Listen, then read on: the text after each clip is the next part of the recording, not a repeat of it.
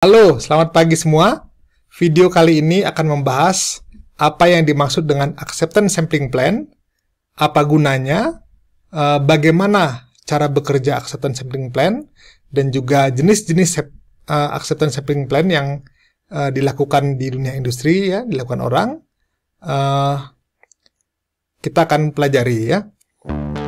Pada awalnya, saat ada produser dan buyer bertemu, mereka akan melakukan deal, ya. Dealnya itu sepakat jikalau mengirimkan, misalkan kita impor buah dari luar negeri, buah apel, misalkan mesan 1 kontainer, maka kita harus periksa apel tersebut saat sampai ke Indonesia. Jadi kita periksa, apakah semuanya kita periksa 100%? Wah, enggak. Kita nggak punya cukup waktu, nggak punya cukup tenaga untuk memeriksa semua. Ya, apalagi contohnya buah, itu ada masa waktu untuk dia tetap segar. Sehingga apa yang dilakukan, ya biasanya buyer dan seller atau producer itu akan melakukan deal atau sepakat gitu ya, bahwa misalkan kita periksa dalam bentuk sampling, dalam 1 kontainer kita periksa random, misalkan ada 50 buah apel kita periksa, ya. Jikalau dari 50 buah apel itu misalkan ada 5 yang busuk, ya, atau cacat, kita masih bisa terima, misalkan begitu ya. Jadi kalau semuanya bagus dari 50 tersebut, ya kita terima 1 kontainer. Kalau ada 1 yang busuk, dari kita ambil random beberapa kotak, kita terima. 2 juga kita terima, 3 terima, 4 terima, 5 juga terima. Tapi kalau 6, kita tolak, ya, lot itu. Tolak apa artinya? Artinya apakah kita kirim balik gitu ya 1 kontainer? Enggak. Yang dilakukan orang adalah 1 kontainer tersebut akan diperiksa dengan cara 100% inspeksi, ya. Lalu dicek ada buah yang bagus, ada yang busuk. Yang busuknya itu nanti diganti dengan yang baru. Nah, itu metode sampling yang akan kita pelajari. Jadi setelah proses ini, ya, proses jual beli ini disepakati, ya, dan proses sampling berjalan, maka ini yang kita sebut namanya Acceptance Sampling Plan. Jadi sudah ada deal di awal dari seller dan buyer, ya, dari produser dan juga buyer. Nah, ini apakah bisa digunakan pada kasus jual beli? Apakah bisa digunakan kasus lain? Bisa. Contohnya apa? Contohnya kita punya perusahaan, ya. Perusahaan kita itu membeli bukan dari luar negeri, ya. Kalau kasih tadi contohnya atau jauh, misalkan beli dari perusahaan lain bahan baku, maka waktu bahan baku datang kita bisa melakukan acceptance sampling plan juga. Lalu misalkan dari bagian A ke bagian B, misalkan bagian B ini nanti proses yang cukup mahal ataupun cukup detail sehingga semua produk tuh diharapkan semua spare part gitu ya ataupun material masuk ke situ sudah tidak ada masalah mutu gitu ya. Biasanya tetap dilakukan sampling plan, ya, walaupun dalam satu perusahaan antara bagian A dan bagian B. Nah, jadi ini termasuk dalam bagian yang namanya inspection, ya. Inspection itu tadi sudah dijelaskan ada 2, 100% inspection dan juga yang satunya sampling plan. Oke, kita lanjut. Pertama kita bahas 100% inspection. Nah, jadi ini adalah inspeksi yang biasanya dilakukan orang, ya, secara manual. Misalkan kamu ada mau beli HP, ya. Waktu beli HP dicek gitu ya. Apa aja nih? Oh, layarnya bagus. Nggak ada cacat. Itu inspeksi, ya. Itu inspeksi. Nah, lalu misalkan kamu ngecek lagi bagian lain, ya, bagian belakangnya. Itu namanya manual inspeksi dengan cara visual inspeksi. Nah, itu sering dilakukan, ya, di pabrik. Misalkan mengecek kain, ya. Bahan kain, ya, habis diproduksi nanti dicek, ya, di bawah lampu yang terang. Nanti dicek apakah ada bintik-bintik tetesan oli gitu ya, atau kotoran. Itu namanya visual inspection, ya. Apakah ada benang yang carang gitu ya, itu juga namanya visual inspection.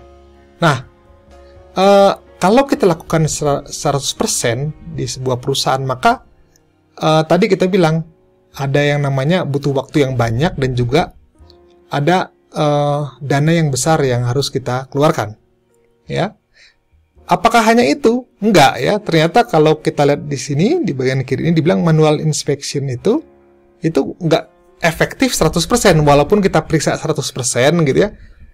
Tapi enggak efektif 100% bahwa semua produk yang sudah kita inspeksi itu baik ya. Good product atau good parts ya. Tapi ada yang terlewat ya. Juran bilang gini ya, pengalaman dia, salah satu bapak mutu yang terkenal, dia bilang begini, pada saat dia pertama kali ya, awal-awal dia bekerja di Heutron, tempat dia bekerja ya, dia diperintahkan oleh pimpinannya untuk melakukan inspeksi part dari Sunblast ya. Lalu ada juga partnernya, teman yang juga menginspeksi ya, ada seorang perempuan muda. Dia menemukan cacat atau defect yang pertama yang sudah diperiksa oleh si Juran. Jadi Juran periksa dulu, dia bilang ini oke, yang ini mungkin masalah. Lalu yang di-okein itu semua diperiksa oleh perempuan ini dan ditemukan ada masalah lagi. Ya. Jadi Juran waktu itu malu, kenapa saya bisa miss ini ya, ada produk yang cacat gitu ya. Ternyata setelah dia pelajari memang 100% inspeksi itu bukan berarti 100% efektivitasnya. Ya, sebelah kiri kita bisa lihat bahwa dia bilang manusia itu nggak ada kemampuan untuk memeriksa 100% benar. Karena apa? Manusia itu bisa lelah, bisa capek, bisa bosan. Jadi misalkan saat dia bosan atau dia lagi lelah atau lagi istilahnya bahasa Indonesia meleng gitu ya, lagi tidak konsentrasi, bisa saja ada part ataupun bahan baku yang sebenarnya cacat atau defect itu bisa lolos. Ya.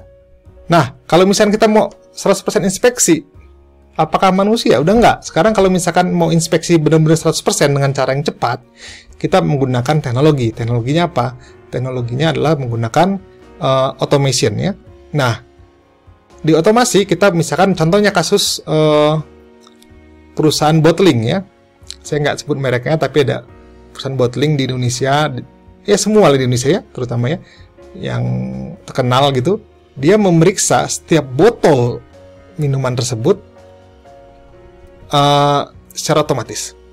Jadi misalkan dari pertama masuk botol kosong ya, zaman dulu masih pakai beling ya, botol gelas, itu nanti misalkan ada kotoran di dalamnya nanti akan dideteksi ya, pakai visual dipoto cepat gitu ya, itu ditendang gitu ya nanti dalam sistem. Juga nanti kalau dia nggak penuh, setelah diisi nggak penuh, juga ditendang dari sistem, jadi keluar ya, jadi tidak sampai ke tangan customer. Nah itu mesin bisa lakukan, tapi kita manusia nggak. Sehingga ada ide untuk melakukan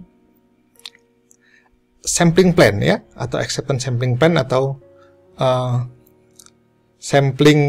rencana sampling penerimaan kalau bahasa Indonesianya. Nah, apa itu gitu ya?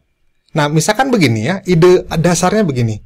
Misalkan kita mau beli satu kantong kacang ya, satu kantong kacang. Bukan kantong kecil ya, cukup agak banyak. Jadi kalau misalnya kita mau beli, mau buat ada acara di rumah gitu ya, beli banyak, apakah kita mau periksa satu persatu kacangnya bagus apa enggak? Enggak akan ya, habis waktu. Terus kedua, kalau kita bukain semua, kita periksa, maka apa yang terjadi? Habis dulu sebelum sampai kita bawa pulang ya. Jadi apa yang dilakukan orang biasanya? Yang dilakukan orang biasanya adalah menggunakan acceptance sampling. Jadi sebenarnya kita sudah lakukan tanpa kita sadar. Bagaimana? Dengan cara kita ambil sebagian ya. Kita ambil sebagian dari kacang tersebut, kita coba, kita makan gitu ya. Kita sebenarnya sudah melakukan sampling plan. Lalu dari situ kita lihat bagus nggak gitu ya. Kalau bagus, menurut kita dari beberapa yang kita ambil tadi, kita pasti bisa mengambil kesimpulan bahwa kita akan membeli satu kantong kacang tersebut.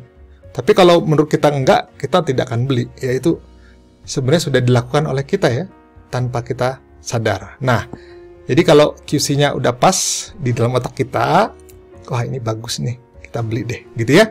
Kita akan ambil decision untuk menerima atau membeli produk tersebut, ya, satu kantong kacang tersebut. Begitu. Jadi itu kita lakukan. Nah, acceptance sampling plan itu adalah salah satu teknik dalam statistical quality control yang digunakan untuk mengambil keputusan, ya, judgment, apakah satu kelompok ya atau satu lot produk bahan baku ataupun kacang itu memiliki mutu yang baik atau tidak dengan cara mengambil sebagian sampel, ya, sebagian sampel diambil begitu, lalu kita cek. Jadi kita nggak cek semua, ya. Itu yang disebut namanya acceptance sampling plan atau rencana sampling penerimaan, ya. Nah, bagaimana teknisnya kalau di pabrik atau di industri, ya? Begini teknisnya, misalkan ada barang datang, ya, barang datang itu kita sebut namanya incoming quality. Jadi barang dengan mutu yang datang, gitu ya, dengan mutu. Misalkan dari tadi apel tadi, misalkan ada incomingnya yang kita tahu, gitu ya, yang kita nggak tahu sebenarnya dari di perusahaan. Oh, paling kita mah cacatnya paling misalkan 1% kata dia, ya, 1% atau 0,01, itu namanya incoming quality. Jadi dia bilang non conformingnya adalah 1%. Ya, lalu masuk ke gudang kita, ya, atau kapalnya masuk ke kontainernya masuk, gitu ya, ke gudang kita, dikirim, lalu kita lakukan inspeksi. Oke, sampai sini jelas. Nah, inspeksi, contohnya kita melakukan inspeksi berupa tadi buah, ya, ataupun kacang, ataupun PCB, gitu ya, ataupun HP. Nah, lalu kita inspeksi apakah dia lolos atau tidak, gitu ya. Kalau misalkan lolos, ya, maka kita akan terima satu lot tersebut, ya. Dari satu lot yang kita periksa, kita ambil sampel, lalu bagus, ya, cacatnya misalkan hanya ada 1 dari 1000, artinya kan oke, ya.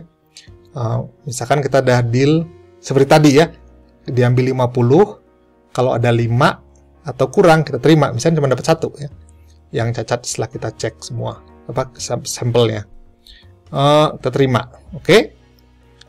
Lalu misalkan ada lot kedua, kita cek.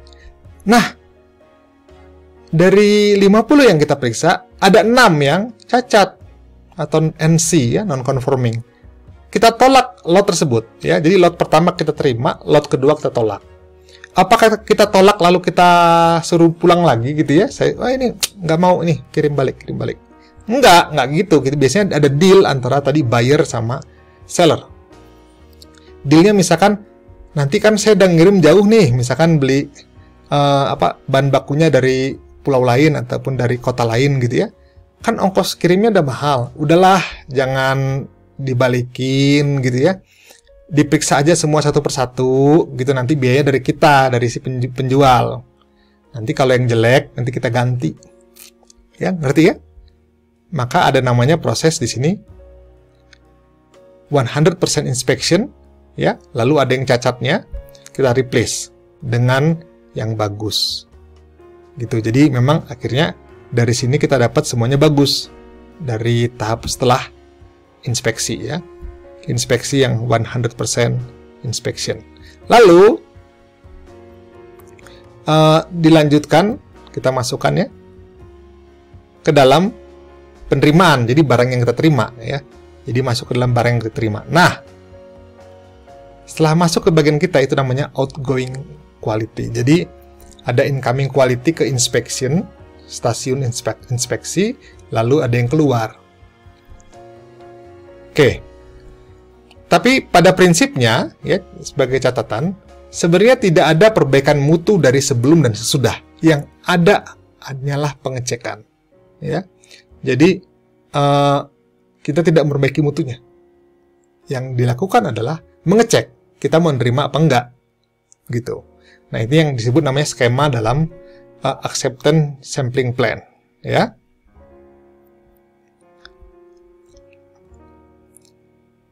Oke. Lalu,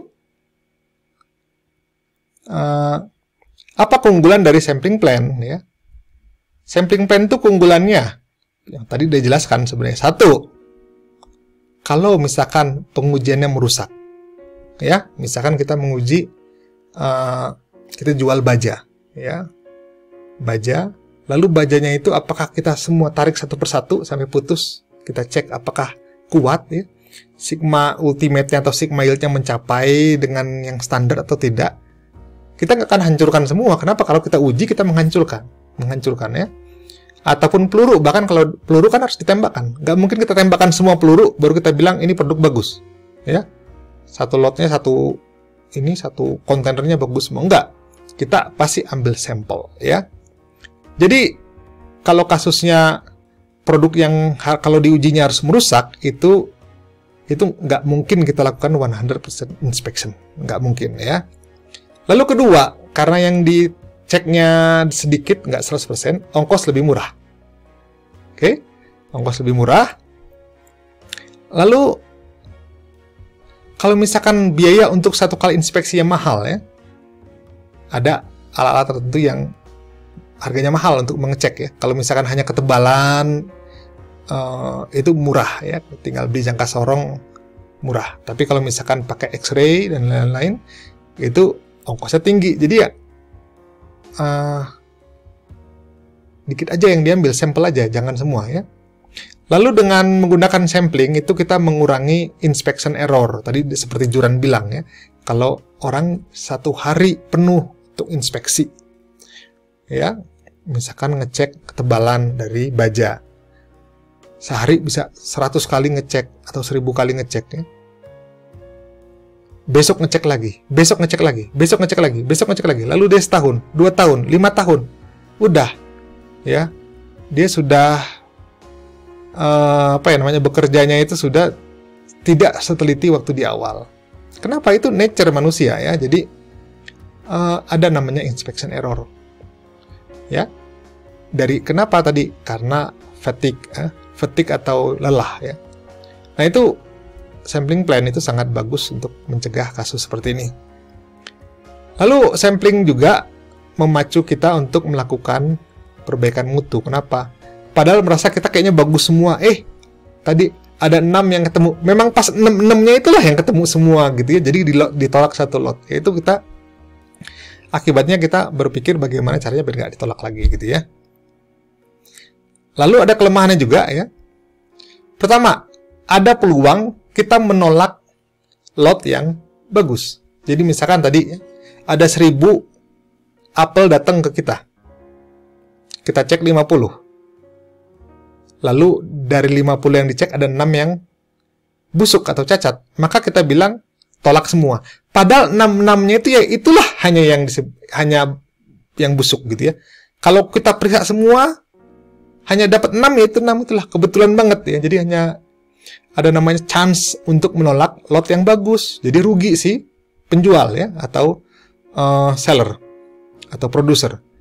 Atau kebalikannya, kita menerima lot yang jelek, ya, mutu yang jelek. Jadi kebalikannya. Jadi misalnya datang apel satu kontainer, kita periksa 50, bagus semua. Pas dibongkarin semua, ya 50-nya itu yang bagus, yang lain jelek semua, ya. Itu namanya consumer risk atau resiko dari si pembeli. Ada resiko di sini. Lalu kedua, informasinya tidak sebanyak kalau 100% inspeksi. Lalu untuk merencanakannya, sebelum kita deal, itu harus ada kedua belah pihak, si pembeli dan penjual, sehingga butuh waktu lebih lama. Nah, itu kelemahan dari sampling plan. Tapi dari segala kelemahannya itu, biasanya orang tetap pakai karena keunggulannya jauh lebih banyak daripada kelemahannya. Nah, apa itu tadi yang saya bilang? Ada kemungkinan kita menerima lot yang buruk atau si produser merasa lot bagusnya ditolak, ya. Pertama kita bahas dari sisi produser atau si pembuat atau penjual, ya. Producer risk. Jadi producer risk itu adalah risiko yang akan dialami oleh si penjual, ya, saat si pembeli menolak lot yang bagus. Misalkan udah dijanji produk kita ini paling banyak cacatnya 1%. Oke? Lalu misalkan pas kebetulan yang cacatnya itu semua diperiksa sama si konsumen atau si buyer, yang pas cacatnya semua, jadi ditolak. Padahal kan 1% udah sesuai perjanjian ya. Tapi pas ditemu kok ini berapa persen, ini banyak banget ya. Nah itu namanya producer risk. Jadi mereka takut produk bagusnya ditolak. Kalau produk jelek ditolak ya wajar ya. Nah yang di produk bagus yang ditolak tuh mereka ada risikonya. Ya. Nah, yang kedua ini disebut namanya juga dengan consumer risk, ya. Apa itu consumer risk? Risiko yang ditanggung oleh si pembeli, ya, atau pengguna saat dia menerima produk, menerima lot yang nggak bagus. Jadi misalkan janjian 1%, ya, tadi 1% yang cacat, udah, jadi sudah masuklah dalam harga itu, jadi oke lah kita beli 1%. Lalu diperiksa 50, bagus semua 50-nya. Padahal ada yang nggak keperiksa itu, yang kita kan ambil random ya, yang nggak keperiksa ada banyak, ada misalnya ada 100 yang busuk, jadi 10%. Itu namanya lot yang buruk atau poor lot gitu ya. Nah, itu namanya consumer risk. Nah, kita permainannya di sini. Producer risk atau AQL, acceptable quality level, dan LQL itu risiko dari consumer, namanya limiting quality level. Artinya si consumer mau nerima lot dengan keburukan maksimum sekian, misalnya keburukan maksimum 1% gitu ya. Begitu. Nah, kalau kita modelkan ya tadi ide tadi dalam sebuah bagan grafik, maka akan ada grafik seperti ini, namanya OC curve ya. Jadi misalnya gini ya, kita udah sepakat lotnya itu cacatnya 0,01 atau 1%. Ya, 1% cacat. Oke. Lalu kalau kita bisa cek dengan benar, cek semua, maka kalau ada produk yang lot yang cacatnya kurang daripada 0,01 yaitu bagian ini, pasti diterima. Ya. Ini ideal. Lalu kalau misalkan cacatnya lebih daripada 1% atau 0,01, pasti ditolak. Ini ideal. Faktanya begini, enggak, ya. Faktanya nanti ada daerah namanya indifference, ya. Jadi kurang jelas ini ya, harus kita periksa. Ya, jadi ini idealnya, kenyataannya enggak, ya, not applicable kasus ini. Sehingga kita akan masuk ke typical. Jadi yang typical itu yang realitanya, yang biasanya terjadi itu seperti ini. Nah, jadi ada yang namanya alpha. Contohnya kita ambil alfanya 0,10 atau 0,1, itu kita sebut sebagai producer risk, resiko si penjual. Pada AQL-nya sebesar 0,03 atau 3%. Jadi dia bilang, ini kita punya risiko, saya 3% gitu ya. 3%-nya gini. Si penjual itu punya risiko, kalau produk bagusnya atau lot bagusnya, misalkan lotnya itu setelah diperiksa semua hanya 0,01 cacatnya, artinya lebih bagus dong, 1%. Kan tadi dibilangnya 3%. 1% gitu ya. Ada risiko ditolak, ya, sebesar alfa, ya. Alfa sebesar apa itu? 0,10 atau 10%. Nah, itu yang dari sisi si produser. Jadi ada risiko. Ya, risikonya oke lah, kita mau ambil 10%. Ini lot bagus kita ditolak. Oke. Lalu dari segi si consumer atau pembeli bilang, saya boleh deh nerima produk yang nggak 1% atau 2%, 3%. Ya maksimum misalkan 10% deh ya. Ini kan di sini. Maksimum 10% itu saya mau terima. Si pembeli atau si consumer bilang. Lebih daripada itu saya nggak mau terima. Tapi kan pakai sampling, artinya ada probability kemungkinan dia terima yang lot yang lebih buruk daripada cacat 10%, misalkan 12% atau 11% ya. Nah itu dia bilang, oke lah saya masih mau, ya oke lah itu resiko saya, tapi 10% ya maksimum saya terima produk-produk jelek kamu gitu ya. Nah, jadi ini yang realita. Ini kurvanya, ini titik alfanya ini ya, 100 sampai 90 ini. Lalu titik QL-nya 0,03, lalu si produser bilang, ya paling buruk saya mau terima 0,10 dengan resiko saya 10%. Bagaimana itu nanti kita jelaskan sebentar lagi ya. Kita jelaskan nanti di video berikutnya.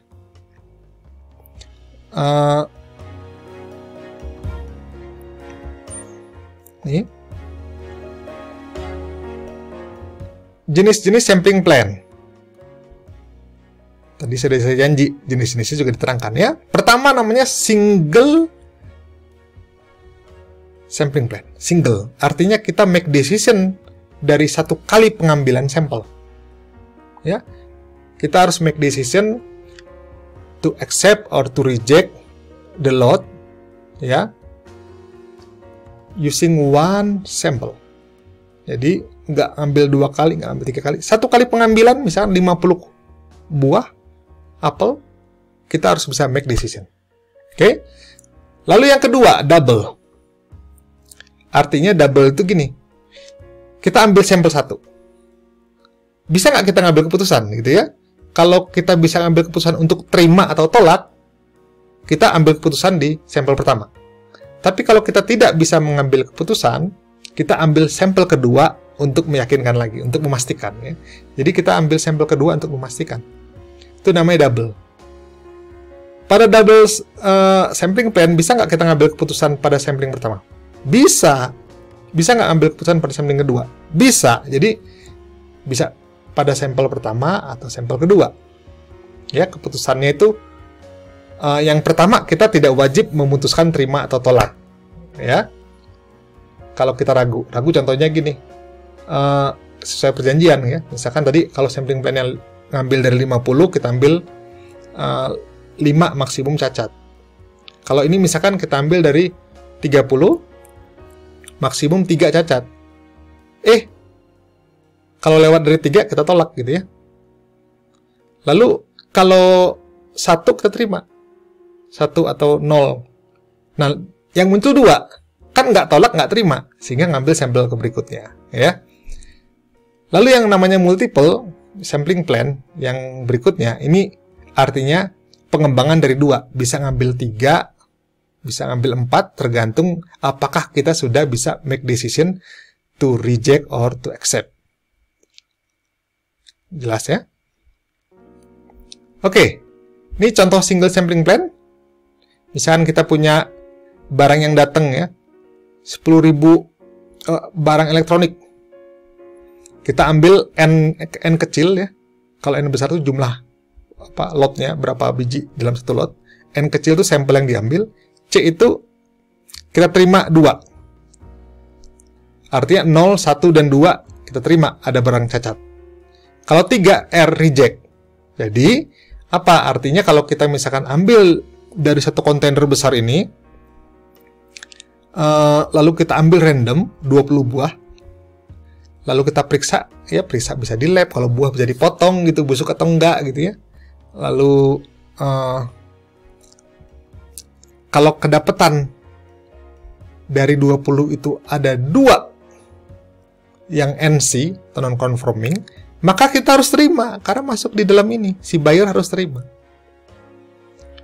Tapi kalau kedapatan 3 atau 4, kita harus tolak lot tersebut. Tolak artinya lot tersebut masuk ke inspeksi 100%, ya.